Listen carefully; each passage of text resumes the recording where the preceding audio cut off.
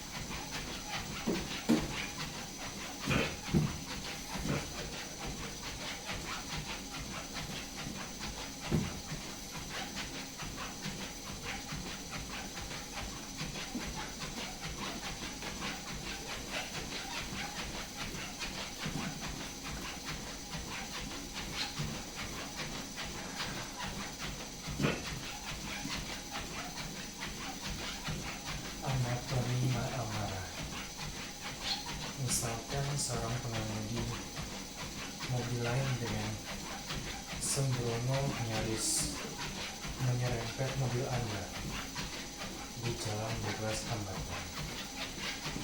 Bila pikiran yang otomatis muncul adalah brengsek, pikiran itu sangat besar pengaruhnya atas perjalanan amarah apabila diikuti oleh lebih banyak pikiran jengkel dan balas dendam. Ia bisa jadi menabrakku. Sialan, aku tidak akan membiarkannya begitu saja. Buku-buku jadi Anda memutih sewaktu Anda mengencangkan pegangan ke kemudi. Seakan-akan itu leher si pengemudi mobil tadi. Tubuh Anda siap siaga untuk melawan, bukan untuk lari. Membuat Anda gemetaran. Butir-butir keringat bermunculan di dahi. Jantung berdegup-degup. Otot-otot di wajah tersetel untuk menampilkan air muka bersungut-sungut. Rasanya ingin betul membunuh orang itu. Kemudian, seandainya mobil di belakang Anda membunyikan klakson karena mobil Anda bergerak lambat setelah insiden itu, kemarahan Anda cenderung meledak pada pengemudi itu juga. Semacam itulah pemicu tekanan darah tinggi, mengemudi sembarangan, bahkan penembakan di jalan bebas hambatan. Bandingkanlah rangkaian amarah tadi dengan pola pemikiran yang lebih bersimpati terhadap si pengemudi yang menyalip Anda. Barangkali ia tidak melihatku, atau boleh jadi ia punya alasan kuat mengapa mengemudi begitu ngawur. Siapa tahu ada keadaan darurat medis. Alur kemungkinan tersebut akan melunakkan amarah menjadi rasa kasihan, atau sekurang-kurangnya membuat pikiran jadi terbuka sehingga menggagalkan timbulnya amarah. Masalahnya, sebagaimana diingatkan oleh Aristoteles, walau sebenarnya kita hanya boleh marah secara wajar, lebih sering amarah kita tentu tak terkendali. Benjamin Franklin dapat merumuskannya dengan bagus. Amarah itu tak pernah tanpa alasan, tetapi jarang yang alasannya benar.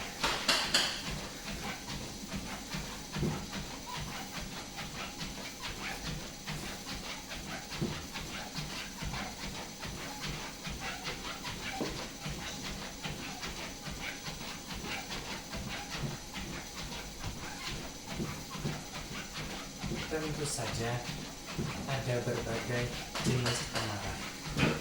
Amigdala barangkali merupakan sumber utama letupan amarah mendadak yang kita rasakan pada pengemudi yang sembrono annya membahayakan kita.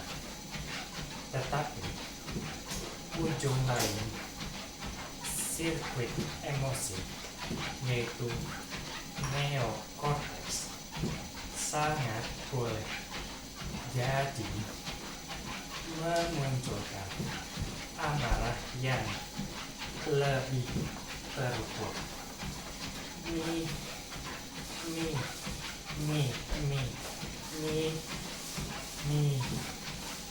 Misalnya balas dendam atau amarah yang didasarkan pada pikiran yang jernih atas terjadinya ketidakadilan atau ketidakjujuran. Amarah yang penuh perhitungan semacam itulah yang amat mungkin galak tuh. Sekarang nggak bisa live C. Blokir dong. Enggak, kayaknya baru diterapin. Banyak baca-baca minimal 1000 follower. Kasian. Kenapa nggak boleh juga? Padahal udah dari Agustus. Kayaknya kan dia di roll out ya. Mungkin baru kenanya sekarang. Aneh banget mestinya. Kalau followersnya banyak baru diregulasi nggak sih? Apa? Kalau followersnya banyak mesti diregulasi gitu kan. Oh, Kayaknya ini sekarang mah gara-gara ini takut ada yang keracunan MBG di live-in. enggak sih, itu mah kayak karena iya ya sekarang kalau kayak itu nggak bisa di live lagi ya. Kan lagi mulai mau membatasi. Nah, lihat dulu ini peraturan Indonesia ke Instagram keseluruhan. Keseluruhan soalnya kayaknya dia mau hemat. Matiin aja. Enggak. Kamu aja. Iya. Mana?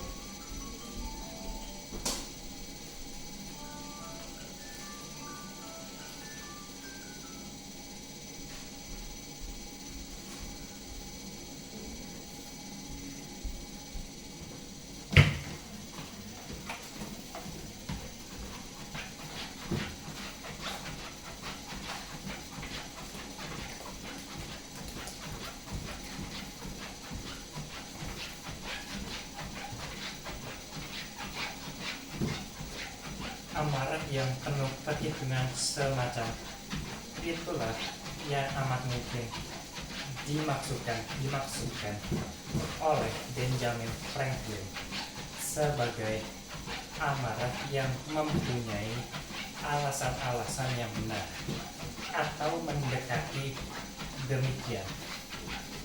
Di antara semua suasana hati yang ingin dijauhi orang, amarah agaknya yang paling susah diajak kompromi. Thais menemukan bahwa amarah merupakan suasana hati yang paling sulit dikendalikan. Amarahlah yang paling menggoda di antara emosi-emosi negatif. Monolog batin yang penuh pembenaran diri dan mengipas-ngipasi amarah memenuhi benak kita dengan argumen-argumen kalau habis dari mana macam apa Macam luar.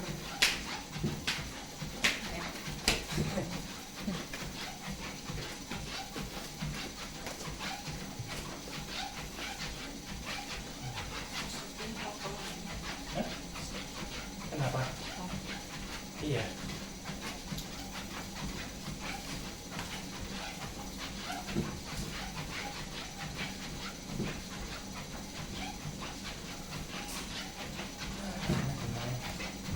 it's never better.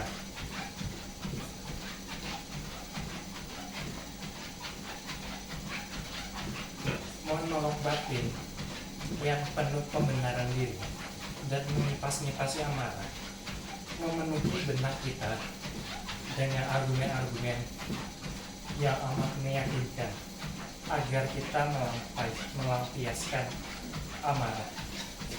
Berbeda dengan kesedihan, amarah menimbulkan semangat bahkan menggairahkan.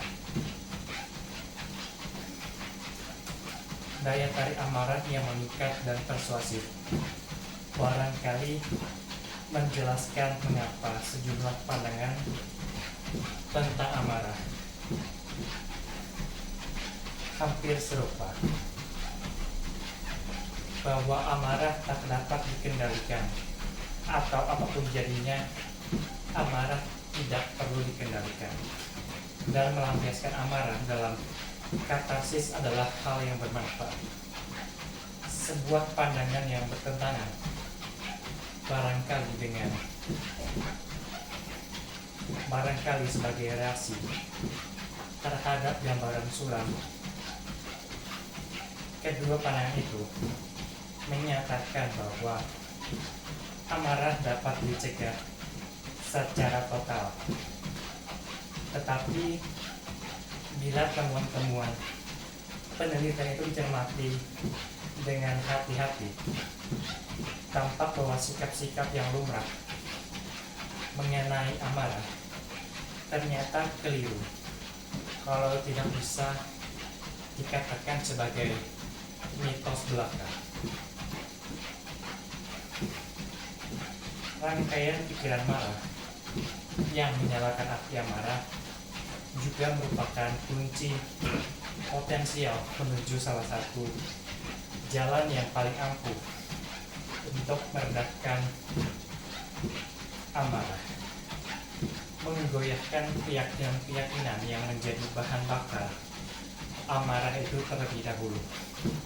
Semakin lama kita berpikir-pikir tentang apa yang membuat kita marah, semakin banyak alasan bagus dan pembenaran diri untuk menjadi marah.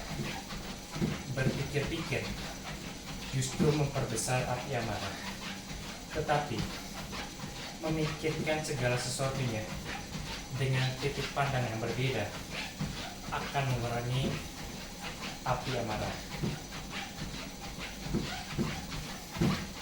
Thais menemukan bahwa berpikir dalam kerangka baru yang lebih positif akan suatu situasi merupakan salah satu cara yang paling ampuh untuk meredakan amarah.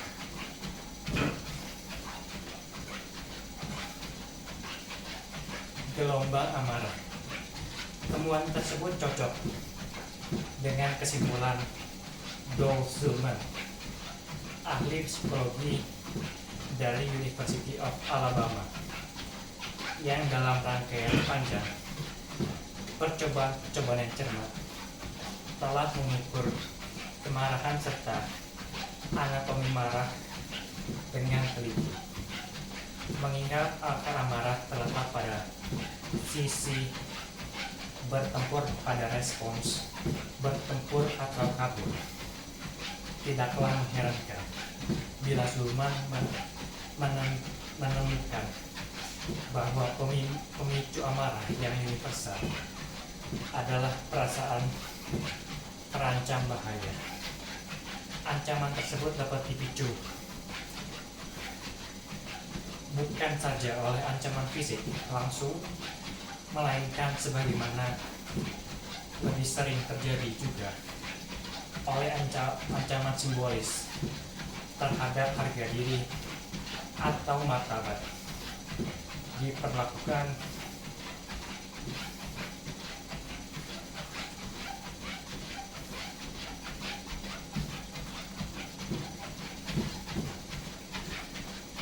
tidak adil atau dikasari, dicaci maki atau diremehkan. Frustasi sewaktu mengejar sasaran penting. Persepsi-persepsi ini bertindak sebagai pemicu awal bagi lonjakan limbik yang berakibat ganda terhadap otak. Salah satu bagian lonjakan tersebut adalah dikeluarkannya zat katekolamin yang membangkitkan gelombang energi cepat sesaat. Cukup untuk melakukan serangkaian tindakan dahsyat sebagaimana dirumuskan oleh Zulman, semacam dalam bertempur atau kabur.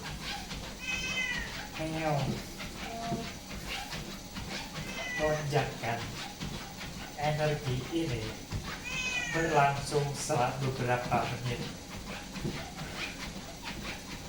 Dalam jangka waktu sekian ini,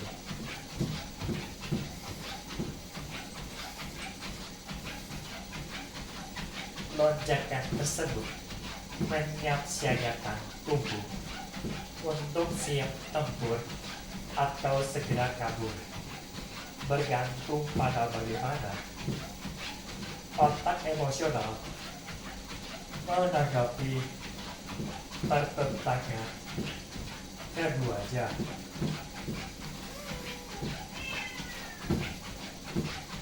Sementara itu, degutan lain yang ditimbulkan oleh amigdala melalui cabang adrenocortex dalam sistem syaraf menciptakan suatu latar pengondisian umum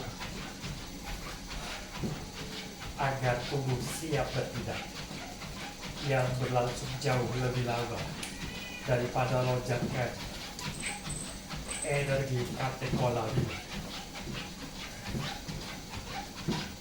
Pengunggahan adrenal dan korteks secara menyeluruh ini dapat berlangsung berjam-jam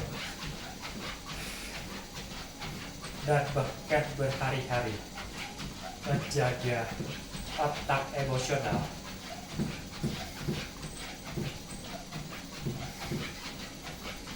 tetap bersiap-siap secara khusus akan munculnya perangsangan dan menjadi pendukung dipacunya reaksi-reaksi tersebut dengan kecepatan istimewa. Kondisi siap siaga yang ditimbulkan oleh perangsangan adrenocortex ini menjelaskan mengapa orang menjadi begitu jauh lebih mudah marah apabila mereka telah dirangsang atau sedikit saja diganggu oleh sesuatu. Berbagai macam jenis stres menciptakan rangsangan adrenocortex, memperendah ambang batas apa-apa yang merangsang amarah. Oleh karena itu, seseorang yang pulang kerja dalam keadaan capek amat mudah terpancing amarahnya oleh hal-hal sepele. Misalnya, anak-anak terlampau ribut atau belum mandi, yang dalam keadaan-keadaan lain tidak akan cukup kuat untuk memicu pembajakan emosi.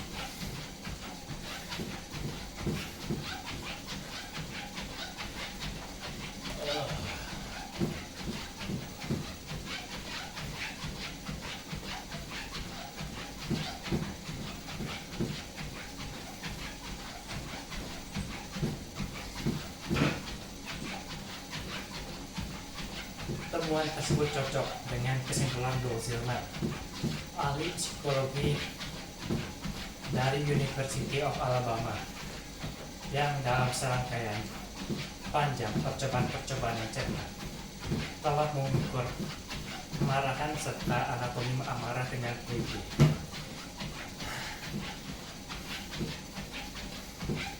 Mengikat akan amarah terletak pada alat sisi bertempur, pada respon bertempur atau kabur.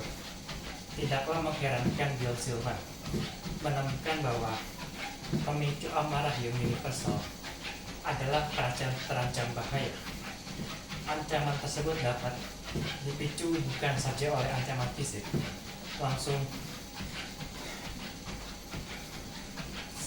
melainkan sebagaimana bisa terjadi oleh ancaman simbolis terhadap harga diri.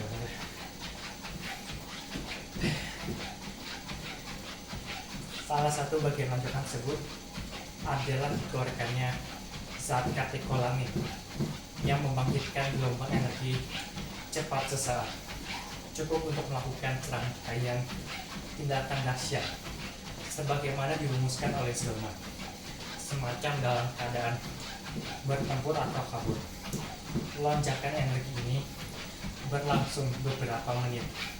Dalam jangka waktu sekian itu, lonjakan tersebut menyiapsiagakan tubuh untuk siap tempur atau segera kabur, bergantung pada bagaimana otak emosional menanggapi pertentangan keduanya. Sementara itu, denyutan lain yang ditimbulkan oleh amigdala melalui cabang adrenocortex dalam sistem syaraf menciptakan suatu latar pengkondisian umum agar tubuh siap bertindak yang berlangsung jauh lebih lama daripada lonjakan energi katekolami. Pemunggahan adrenal dan korteks secara menyeluruh ini dapat berlangsung berjam-jam dan bahkan berhari-hari, menjaga otak emosional tetap bersiap-siap secara khusus akan munculnya perangsangan dan menjadi pendukung dipacunya reaksi-reaksi berikutnya dengan kecepatan istimewa. Pada umumnya, kondisi siap siaga yang ditimbulkan oleh perangsangan adrenocortex ini menjelaskan mengapa orang menjadi begitu jauh lebih mudah marah apabila mereka telah dirangsang atau sedikit saja diganggu oleh sesuatu.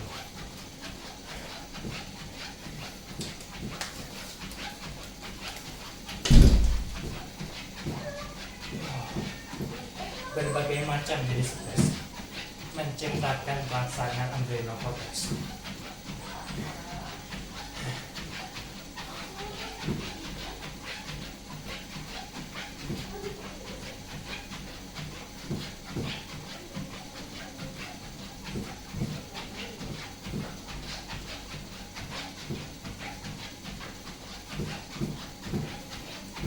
Jelma dapat memperoleh pemahaman tentang amarah ini melalui percobaan yang cermat.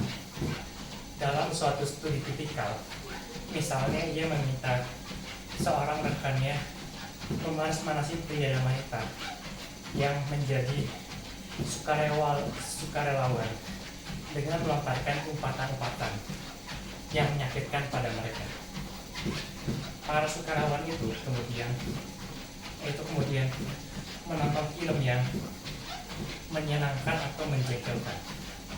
Kemudian mereka diberi kesempatan untuk membalas rekan Jelma tadi dengan memberi penilaian yang menurut mereka dapat digunakan sebagai pegangan keputusan apakah rekan tadi bisa dipekerjakan atau tidak. Ternyata intensitas balas dendam mereka setara dengan seberapa besar mereka tergugah oleh film yang baru mereka tonton. Mereka menjadi lebih marah setelah melihat film yang tidak menyenangkan dan memberikan penilaian paling buruk.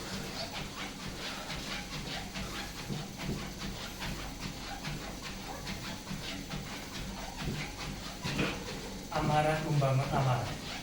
Studi Zillman tampaknya menjelaskan dinamika yang bekerja dalam drama rumah tangga yang saya saksikan di suatu pasar swalaya. Di lorong toko terdengar nada penuh empati dan lembut seorang ibu muda kepada putranya yang berumur kurang lebih 3 tahun. Kembalikan itu ke tempatnya, nak. Tapi aku mau ini, rengek si anak sambil memegangi katak serial. Pura-pura ninja itu erat-erat. Kembalikan, suara si ibu meninggi. Amarahnya mulai menguasainya. Pada saat itu, bayinya yang duduk di kereta belanja menjatuhkan botol jelly yang dipegang-pegangnya. Ketika botol itu pecah berantakan di lantai itu, si ibu berseteru, "Ya ampun!" Dan dengan marah, ia memukul si bayi, merampas kotak serial yang dipegang anaknya, dan melemparkannya ke rak terdekat, menarik pinggang si anak, dan bergegas menyusuri lorong tersebut. Sementara kereta belanjanya meluncur miring di depannya. Si bayi sekarang mulai menangis, sedangkan putranya sambil mengentak-entakkan kaki memprotes, lepaskan.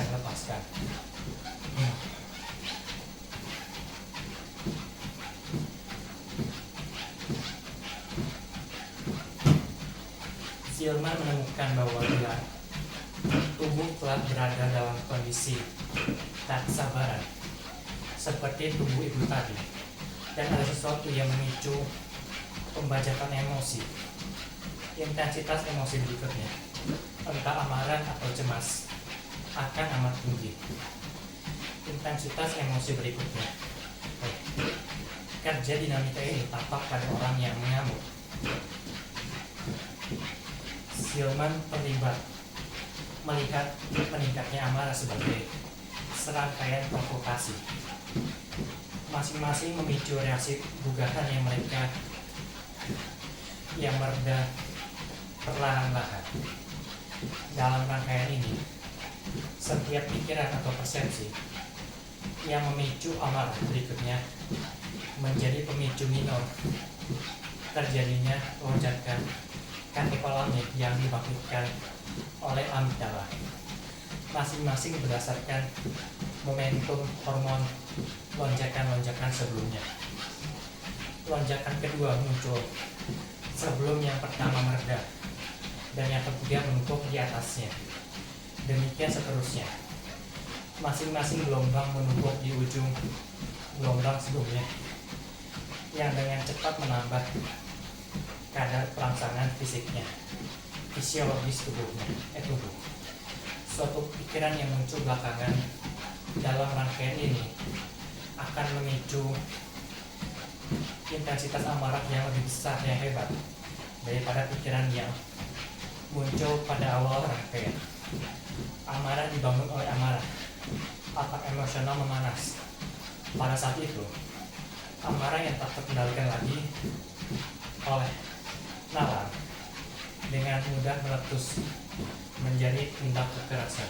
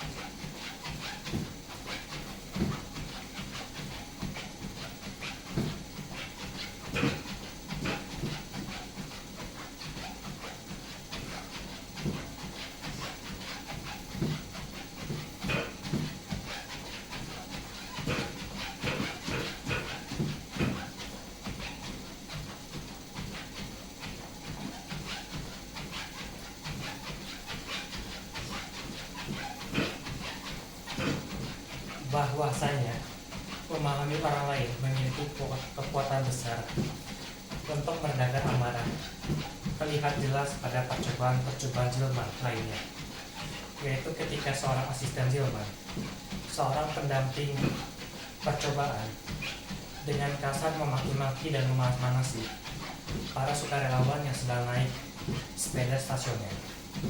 Ketika para sukarelawan diberi kesempatan melakukan pembalasan terhadap asisten tersebut, sekali lagi mereka memberi penilaian buruk yang mereka anggap akan digunakan untuk pertimbangan keputusan pencalonan si asisten untuk suatu jabatan. Mereka melakukannya dengan rasa puas karena bisa membalas. Tetapi dalam salah satu versi percobaan tersebut,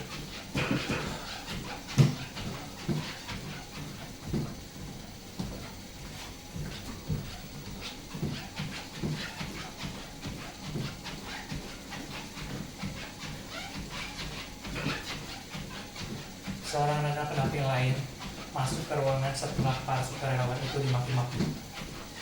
Dan persis sebelum kesempatan membahas tentang diberikan, pendamping yang baru datang itu mengatakan kepada si asisten yang memaki-maki bahwa ada telepon untuknya di ruang bawah.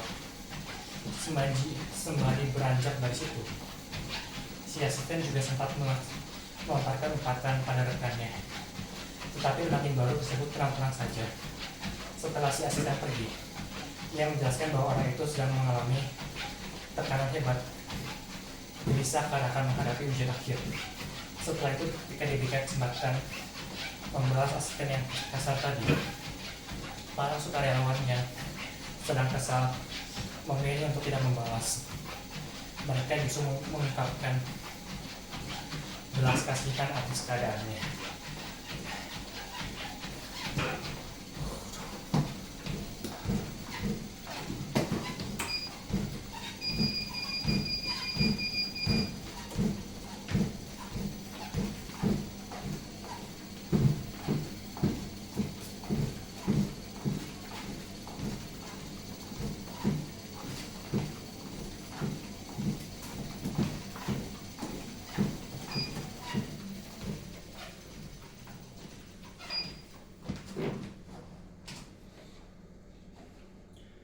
I'm very sweaty.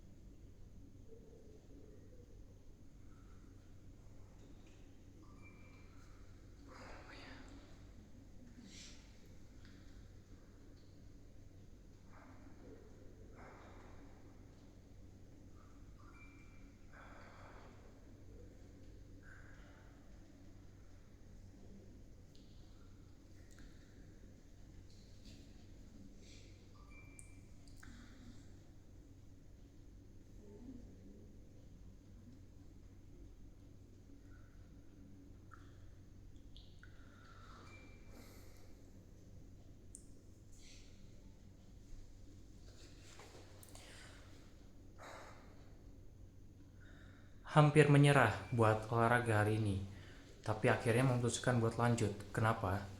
Karena aku bilang pada diri sendiri bahwa yang penting buat hari ini kita mulai dulu aja semenit. Hari ini kita naik ke treadmill dulu aja. Hari ini kita nggak usah olahraga selama 30 menit. Tapi bisa kalian lihat seberapa keringetannya aku. Dan hari ini lagi-lagi kita berhasil buat olahraga selama secara aerobik 21 menit. Dan total tadi olahraga selama 30 menit ya. Bahkan di treadmill pun aku udah mikirnya aduh kemalaman, jadi gak usah deh buat olahraga buat latihan ngomong gitu, buat speaking. Tapi aku bilang buka dulu aja deh bukunya, hari ini gak usah baca. Lagi dan lagi akhirnya keterusan, akhirnya keseruan, terus kita baca sampai akhir, sampai 30 menit. Jadi ini tanda buat kamu yang masih mikirnya buat olahraganya mau besok aja karena pas hari ini mau olahraga, kalian mikirnya aduh harus full, aduh kayak capek banget, aduh kayak malas banget. Jangan mikir gitu. Yang kalian pikirin adalah bahwa oke, kita bangun kebiasaan, oke, kita mulai dulu aja.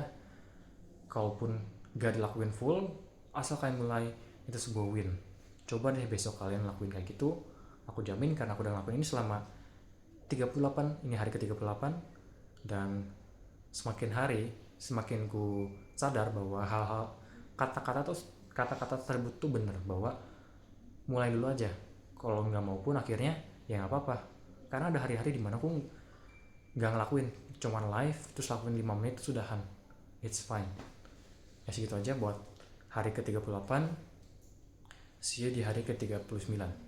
Salam sehat, salam olahraga, dadah.